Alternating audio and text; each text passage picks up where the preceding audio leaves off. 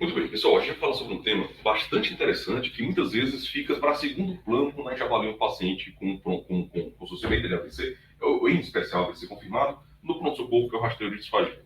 E eu digo que ele fica geralmente para escanteio porque a gente geralmente atribui a responsabilidade do screening inicial a um colega, a outros colegas da equipe multi, e muitas vezes a gente não se preocupa em saber se os colegas da equipe multi estão treinados o suficiente ou se existe um protocolo institucional.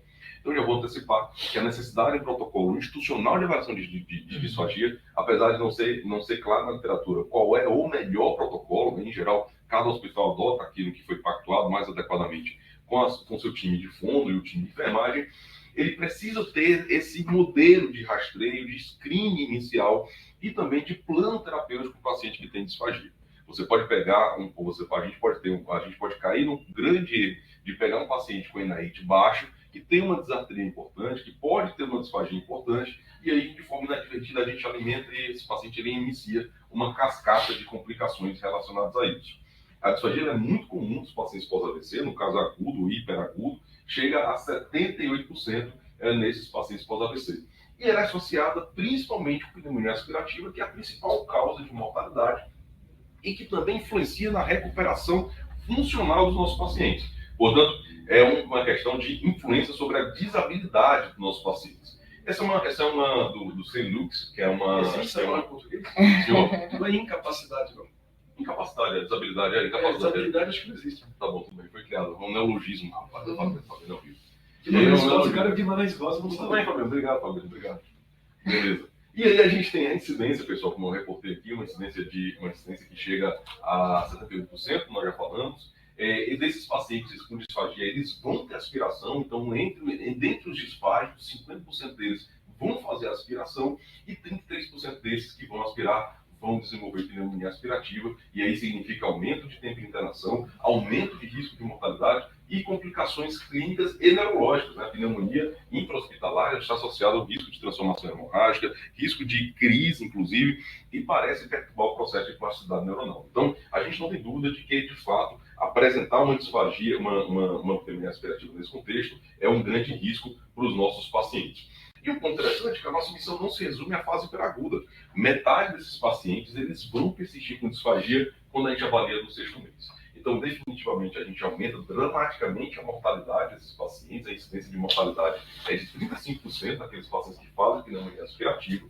Você deflagra uma cascata de outras complicações clínicas, como, por exemplo, complicações clínicas até renais, desfechos renais, quando você olha o paciente que vai evoluir com uma desidratação, uma malnutrição, um aporte calórico inadequado, além do custo. Uma pneumonia aspirativa ela pode custar por episódio, aqui na projeção americana, cerca de $16 mil, mas a literatura citando até cerca de $25 mil, além de impacto sobre a qualidade de vida desses pacientes.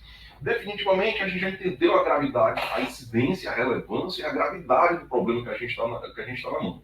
E aí, uma forma da gente se antecipar ao problema é uma detecção precoce de disfagia. E a gente tem literatura em que as unidades que adotaram rastreios precoces de disfagia conseguiram diminuir tempo de internação, melhorar os desfechos funcionais para melhorar a funcionalidade e não a disabilidade. Você diminui o risco de pneumonia, diminui os custos médicos associados a isso e você melhora a alocação de recursos. Então, no contexto de centros públicos de saúde, né, de sistemas públicos de saúde, definitivamente a gente está entregando um paciente melhor e um paciente que gasta menos dentro do serviço de saúde ao longo de toda a sua jornada, visto que, como a gente comentou, 50% desses pacientes que tiveram disfagia intra-hospitalar vão persistir disfágicos dentro de 6 meses, ainda no sexto mês. E aí, o que é importante é que você tenha um protocolo organizado dentro de uma stroke unit, reduz significativamente o risco do paciente ter as complicações inerentes à disfagia. Você tem definir um time adequado de realizar esse screening de disfagia. Isso é um ponto interessante na literatura. Será que é melhor você realizar dentro das primeiras 12 horas, das primeiras 6 horas, 24, 48, 72? Isso vai depender muito da disponibilidade dos colegas da fono, mas há estratégias que eu vou falar na frente para a gente dirimir a dificuldade que alguns centros têm de ter fundo 24/7. Na verdade, são raríssimos os centros que a gente tem ao redor do mundo que tem fundo 24/7 disponível para esse screening inicial. Portanto, a literatura, os centros eles foram se moldando para criar estratégias para diminuir isso. E aí a gente influencia na modificação precoce de dieta, não só aportar mais precocemente a dieta quando necessário, dimensionar o tipo de dieta ou simplesmente zerar a dieta desse nosso paciente. Assim como estratégias com mobilização precoce. Então, essa é a anatomia grosseira do que a gente está vendo diante do nosso problema. Então, a gente tem uma maquinaria muito complexa do ponto de vista neuromuscular que influencia essa disfagia. Lembrar que a disfagia vai se comportar não só aspirando para a via aérea baixa, mas também fazendo refluxo, aspirando para a via aérea nasal, por exemplo. Isso aí é um ponto importante porque faz parte dos protocolos de avaliação. Avaliar se o paciente tem refluxo, se ele passa a espirrar, se ele passa a tossir, se ele passa a ter algum evento que sugira refluxo nasal, por exemplo. Então, isso que a gente tem hoje de evidência na literatura, utilizando o guideline da American Heart Association de 2019, ele fala da importância de você realizar o screening até de side, ou seja, do lado do paciente, mas o papel desse screening, ele ainda é incerto na literatura. Então, a gente tem evidência 1C, e aí ele termina a avaliação mostrando que traz clínicos randomizados, a importância para definir tempo, o tipo e o local em que você vai realizar esse desfecho, essa avaliação. E aí, quais são alguns elementos clínicos que podem predizer que o paciente vai ter vai ter uma aspiração, disfagia mais aspiração, né? Em geral, a literatura corta ou só para disfagia PSI, utilizando métodos que são considerados padrão ouro, ou então só falando sobre a presença de aspiração. E aí a gente tem elementos como disfonia, disartria, o gag reflex anormal, a paciente que faz uma tosse, né, volicional, anormal, que tosse, ele não consegue tossir de forma espontânea, ele tem uma tosse depois que ele deglute, e também aquele aspecto de voz molhada ou voz embarcada que acontece depois que o paciente vai aspirar. Esses são preditores, inclusive, que o paciente pode ter aspiração silente, pode passar despercebido que ele está aspirando, mas ainda assim continua aspirando. A gente tem alguns scores na literatura, apesar da validação ainda ser um pouquinho difícil, um pouco complexa de como performar essa validação, mas a gente tem alguns scores, como o Score Press, que incorpora parte desses elementos clínicos para predizer se o paciente vai ou não evoluir com disfagia. E aí, quando a gente avalia, apesar de ser consensual que a gente tem que avaliar a disfagia, apesar de não saber ainda em que momento, em que circunstância e como fazer, de fato, não é claro isso na literatura, a gente tem uma série de divergências em relação à forma como isso é feito. Então, quando você avalia, quando você faz essa avaliação que é feita, performada por um colega da enfermagem, o outro colega não médico, feito o screening, a gente tem centros que mostram que até 10% dos centros não realizam esse screening. Isso foi um inventário realizado por 6 países, eles distribuíram para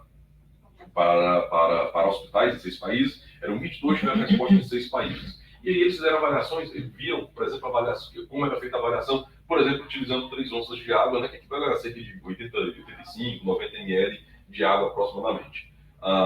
O tempo de deglutição, por exemplo, e outro recurso importante que é a ausculta cervical que pode ser feito. Então, são 4 países, né? Austrália, Canadá, Inglaterra, Reino Unido, né, e Estados Unidos. Esse é o tempo, então, vejo que a gente tem bastante discrepância na literatura, inclusive com países como os Estados Unidos fazendo a screening depois de 72 horas. Mas uma quantidade importante de países fazendo dentro de 4 horas, também os americanos fazendo dentro de 4 horas, mas a larga maioria fazendo o screening dentro das primeiras 24 horas depois que o paciente ele chega. E quais são os recursos utilizados para fazer essa avaliação definitiva de disfagia? Uma delas é a videofluoroscopia, que é considerado o melhor método para se realizar essa avaliação. O outro, que é o VED, que é a avaliação fibroóptica endoscópica, em que você vê o aparelho da deglutição do paciente de fato funcionando, vendo com uma câmera e não com recurso nuclear, né? Que é recurso radioativo, que é o que contrastado, que é o que a gente utiliza com raio-x na videofluoroscopia.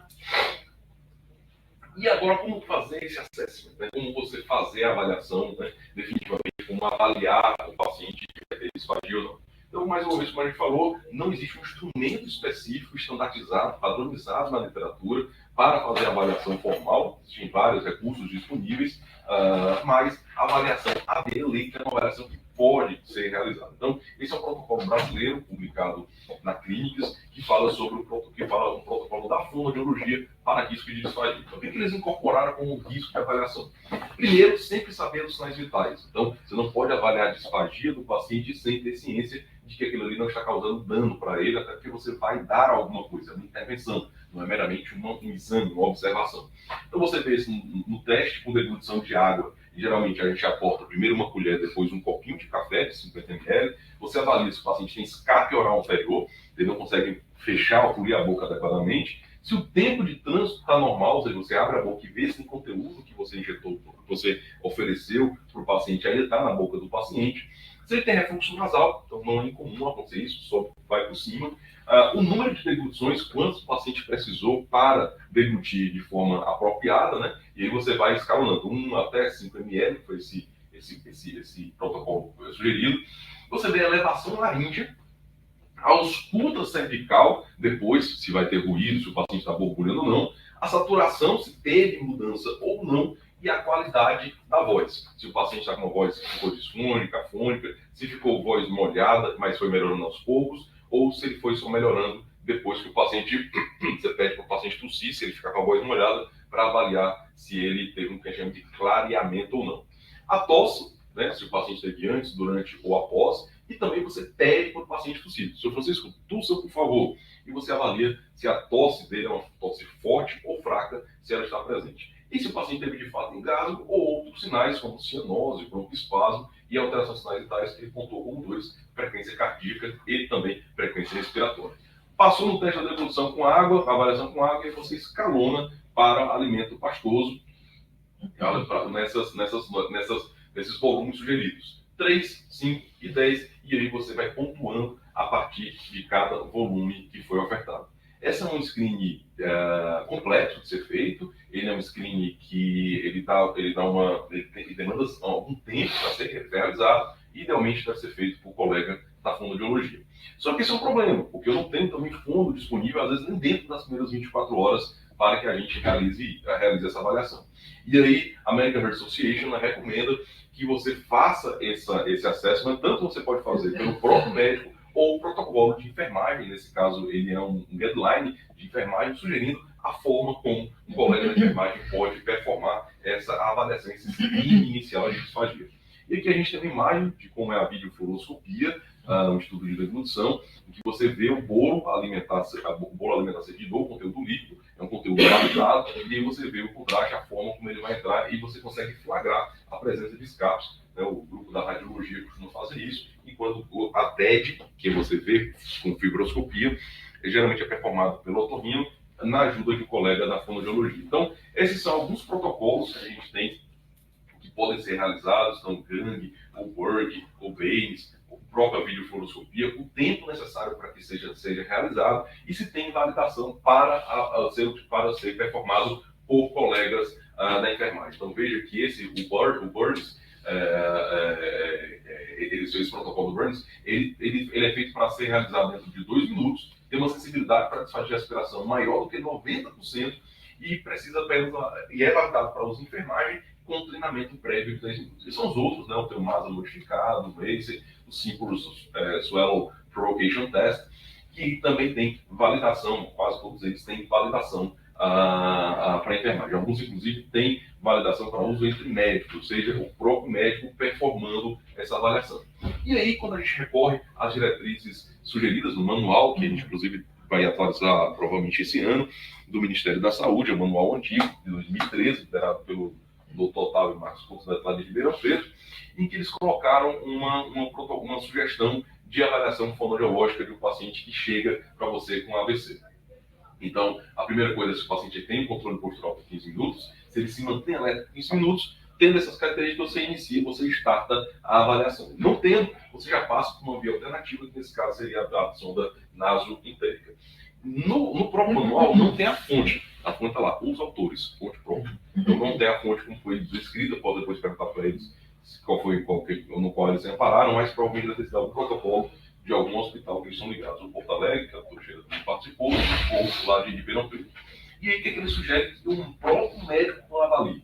reflexo de proteção, tosse pigarro, você pede para o paciente tossir ou ver a presença de pigarro, depois você aporta a líquido desse paciente, controle de saliva e secreção, escape anterior, a movimentação das estruturas orofaciais, se o paciente consegue, de fato, fechar o que é a primeira etapa da alimentação, você fechar a boca, a gente chama isso de vedação ou captura, a mandíbula, se o paciente ele consegue abrir, fechar e lateralizar, e se os dentes, né, os pacientes têm uso de prótese, se está com a dentição completa ou não, e a presença de deglutições espontâneas, se ele consegue deglutir de uma forma apropriada, você pede para o paciente deglutir. E aí você viu questões satisfatórias, segue para o rastreio, e no rastreio você aporta alimento para esse paciente, oferta VO, e mantém o paciente sentado e avaliando. O primeiro passo é oferecer uma colher de chá de água de 5 ml, e depois você pode passar para oferecer um copinho aqui, ó, 50 ml de água, um copinho de café, sempre lembrando de dar um golo, orientar o paciente de um gole de cada vez. Então, esse é o protocolo, como eu falei, quem tiver curiosidade, está disponível no público, né, no site do Ministério da Saúde, 2013, mas não teve muita mudança pela revisão que eu fiz recentemente, da literatura falando sobre essa estratégia. Pensando nisso, já terminando a nossa conversa, a gente imaginou que a percepção da voz do paciente, mesmo sem você aportar alimento, ofertar alimento para esse paciente, ele pode sim ser um preditor de que esse paciente pode estar disfágico. Então, a gente está tentando transformar o subjetivo da avaliação do paciente, do médico, por exemplo, de que aquele paciente pode estar disfágico, que a gente tem, inclusive, essa pergunta no nosso banco de dados, se o médico achou que o paciente está disfágico ou não, de uma forma muito subjetiva, juntando dados clínicos da admissão, dados de neuroimagem, dados do exame físico, mais a chamada análise espectrográfica do som, que a gente já supõe que a IA consiga identificar, e a gente já tem dado preliminar mostrando isso, que ele consegue identificar um padrão que é associado com disfagia precoce. A gente sabe que essa avaliação feita de uma forma inicial, usando pacientes com AVC, é importante, em detrimento de avaliações ambulatoriais, porque o paciente pode estar desártico, pode ter outras alterações da mímica facial. Então, pegar essa minúcia, esse paciente real, como ele chega, ela é muito importante para a gente criar um nosso modelo que consiga reproduzir isso. Então, feita a avaliação neurológica, a gente grava a voz do paciente pedindo para ele entoar as vogais, a E, o U. A gente compara com a avaliação da fono, a gente não tem outro método de avaliação que não o protocolo de fono institucional para avaliar dentro de 48 horas e também a gente avalia alguns desfechos na saída do paciente, como mortalidade e até custos intra-hospitalares, né? A nossa pergunta é essa: se um dispositivo que vai na sua mão, por exemplo, um smartphone, ele é capaz de prever pneumonia, screenar esses pacientes, né, rastrear esses pacientes, e aí depois que você oferta essa informação, que é a segunda etapa do estudo, se essa informação ela é útil para reduzir pneumonia aspirativa, diminuir mortalidade hospitalar, diminuir comprometimento funcional, Fabiano, e também ser até, quem sabe, utilizado como um marcador de qualidade, né? Então, são as etapas que estão sendo cumpridas, a gente está na etapa de data collecting, né, coletando os dados, parceria com o Centro Internacional, até agora o Centro de Honduras, mas outros centros também estão colaborando conosco. Então, o que é só um...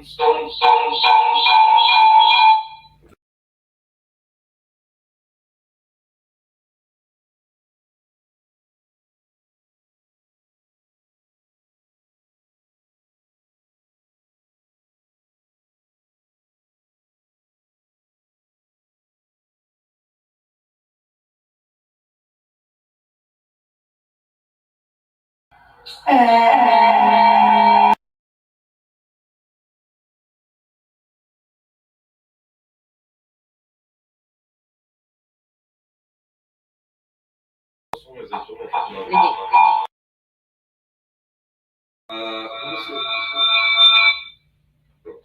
E aí, quando a gente avalia, vocês ouvem, a primeira impressão é de que, teoricamente, ambos estão da mesma forma. Mas um está normal e o outro é disfágico. E a gente consegue ver isso na chamada análise espectrográfica, em que essas linhas verticais vermelhas indicam que o paciente consegue chegar a frequências mais altas. E ele mantém uma certa uniformidade.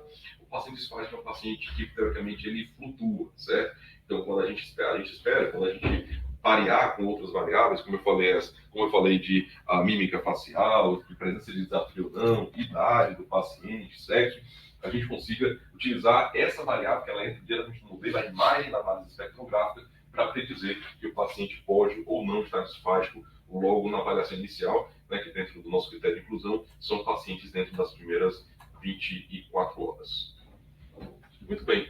Rápido, objetivo, para a gente tentar não consumir tempo de quem já começou um pouquinho mais tarde. Dúvidas, perguntas, comentários, críticas, sugestões? Tirando a parte do português, Fabiano, você tem alguma outra crítica?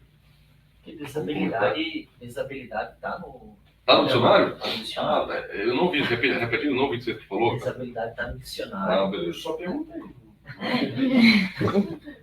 É 5 ml de água que a gente pode dar para o paciente. Depende do protocolo que você vai utilizar, né? Esse protocolo que eu mostrei da Fono, o PAD, que é usado em vários hospitais aqui no Brasil, ele vai subindo até 5 ml.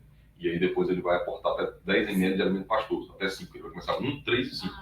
Mas se você estiver no plantão de noite assim, e der 5 ml o paciente conseguir engolir, você pode dar o comprimido de AS? Teoricamente, sim. Pode. Teoricamente, sim. Aí entra naquele protocolo das diretrizes brasileiras, em que eles começam com uma colher de chá, de sopa, que equivale a cerca de 5 ml, e depois progride para um copinho de café de 50 ml, um gole de cada vez. Certo? Um gole de cada vez. Eu digo porque o meu tio, por exemplo, né, que vocês tiveram a oportunidade de conhecer, ele estava francamente desapto, com uma captação muito ruim, ele estava quase com uma hipotonia facial bem importante. E aí, mesmo assim, a colega lá da UPA, o colega da UPA, quis ajudar, coitado, ele não tinha instrução suficiente, quis ajudar, e aí deu um pão francês para ele. Eu cheguei, ele estava comendo, literalmente, já arranquei o pão da mão dele. Assim. Eu cheguei, já foi, ô tio, já foi arrancando o pão. Infelizmente, ele desencadeou uma série de complicações, teve pneumonia respirativa, precisou ser entubado, a infecção evoluiu para um quadro séptico, piorou o quadro renal. Então, assim, foi uma cascata, isso foi na IT 4 da admissão, então, assim, uma cascata de complicações clínicas, né, que o levaram a ter já 2 meses de internação só em UTI, né, 2 meses e meio hospitalar, 2 meses só de UTI. Então, foi na IT 4 aquele paciente que vinha em 48 horas, ele estaria em casa, teoricamente, né? Então, a gente, infelizmente, por isso que eu me incomodei um pouco para trazer esse tema.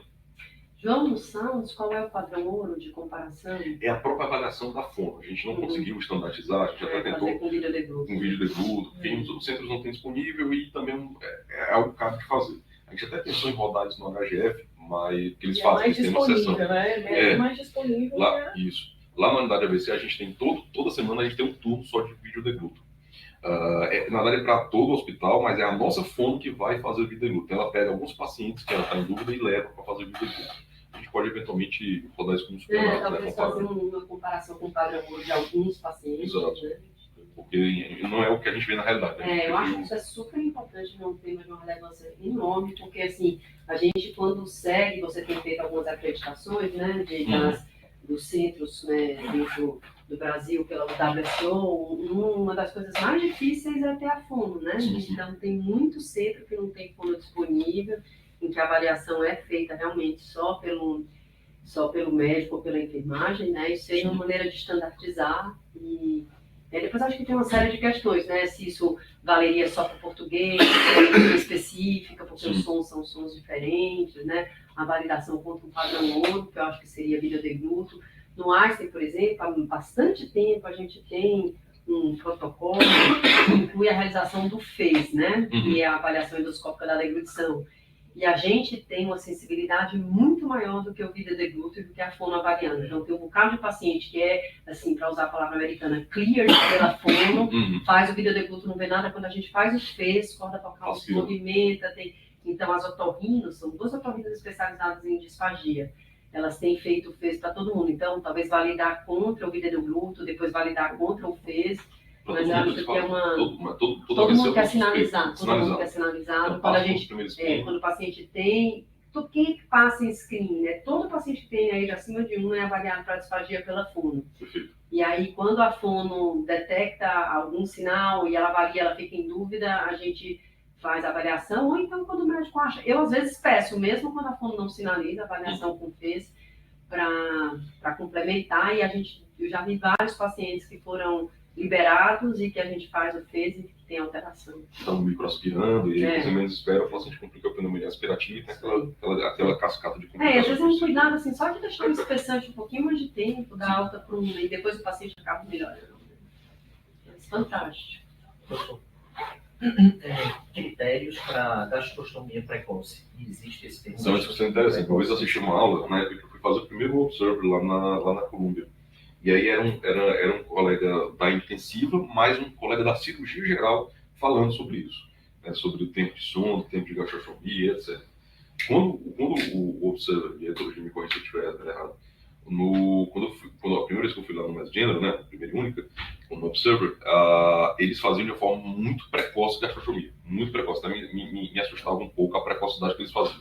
Eu tinha paciente lá com o quinto dia já entrava na gastrostomia. Então, quando eles viam que o paciente não ia conseguir progredir a retirada da sonda, eles já faziam gastrostomia. Lá na curva eles falavam que não tinha muita diferença você fazer em até 30 dias. Então, eu precisava fazer essa avaliação.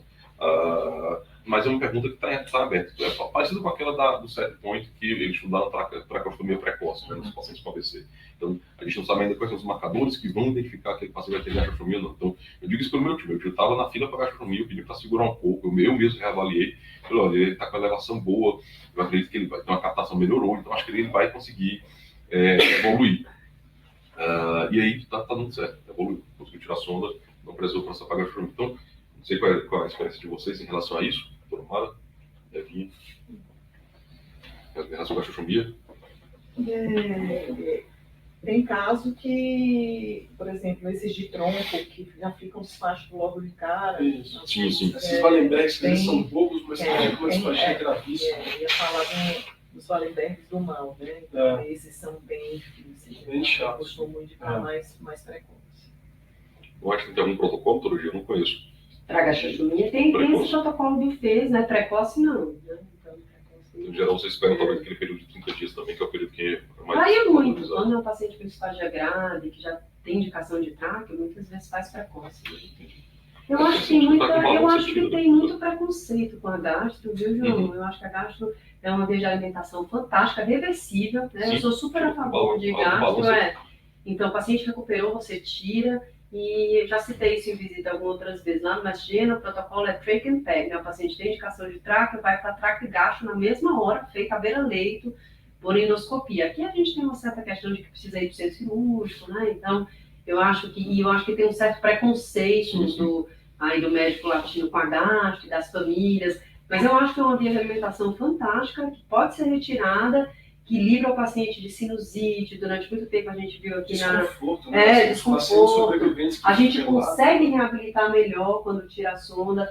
Então, aqui já teve um protocolo dos pacientes menos acordados, o Fabiano vai lembrar aí, eles colocarem a sonda orogástrica, né, para evitar a sinusite, né, mas é algo terrível uma sonda nasotépica, né, então eu sou super a favor de gastro, e acho que precisava talvez ter um estudo mesmo, como fizeram aí com o estudo Set Points, de ter avaliação de gastro precoce. A gastro precoce, de que forma isso influencia? Talvez até não só pensar em mortalidade, mas pensar nos endpoints focados no paciente, né? No desfecho focado no paciente. Vida. Porque eu acho que para o E o set paciente point não teve. faz uma diferença enorme, talvez, o ter set point uma gastro versus ter uma sonda. Um trabalho super bem feito que foi negativo, né, dessa placa precoce, e dá dó dos autores, porque foi um trabalho muito bem feito, né? Uma coisa difícil. Você viu que eles se esforçaram, você viu que eles se esforçaram, né? Não, e você vê que os caras vão lá em cima do palco e falam, política líquida, positivo. Não deu, né? Então, mas GPT é isso, eu vou concordar com a gente, tem muito mais preconceito que conceito, e por ser reversível e facilita muito. E com balão, se o paciente for para casa com balão, a troca é muito fácil de ser feita, né? Você consegue, aqui um técnico de enfermagem consegue trocar, a enfermeira consegue, um técnico de enfermagem, você vai, a enfermeira consegue trocar a sonda por balão, né, da gastrostomia. Então, é cômodo para um paciente que está em home care, por exemplo, né? Quando é o contrário, é mais difícil. Aqui, que a minha avó também passou quase um ano, era bem complicado quando não era quando a gente antes de ser um balão. E os planos de saúde pagam, né? Porque eles sabem que o paciente vai estar mais rápido. Né? Então, o que o Gi falou é reversível. Você tirou, fechou, acabou. João, você claramente deve ter a metodologia completa, né? Sim. Depois isso é legal só para a gente aprender. Claro. Talvez apresentar na reunião de pesquisa, certo? Né? Porque você foi bem objetivo. E o bonito, né, João, é que ouvindo os dois áudios, né, muito difícil de ser lido. Exato. Os dois parecem horríveis, na Por isso verdade. que eu fiz de Os dois propósito. parecem horríveis, então é muito bonito quando você consegue. Tem provavelmente informação que a gente... parecido até. O olho, o ouvido, não consegue detectar. Mas você joga no Você acha que é igual, consegue assim. ver. exatamente. E o legal, né, João, que você já sabe, até não é à toa que você está usando isso como método. Foi Isso super aqui, diferente. estatisticamente, você vê uma diferença absurda. Né? Isso aqui dá um P de 0,0000001, no sentido de comparação de morfologia, área da cor, amplitude da cor. Eu vi que eu tenho que usar PCI, Principal Component Analysis. É. Porque teve essas ondas, né? Nosso curso de IA. Para Esse é clusterizar. legal, esse é legal. É. Um pouco especial. Muito bom. Muito bem, vamos lá. Muito bom. Trabalho legal. Excelente, viu? Tchau, gente. Bom dia.